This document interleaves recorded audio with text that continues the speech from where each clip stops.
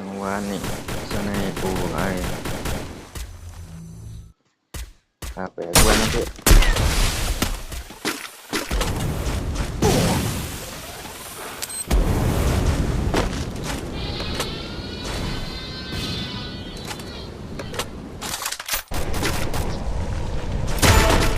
ครับ Team wipeout.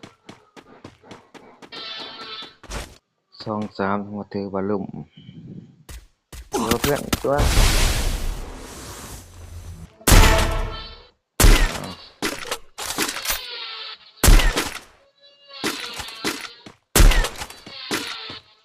Killing spree.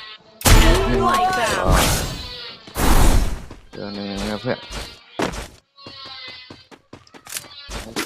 มากิน ขอบคุณนะ Team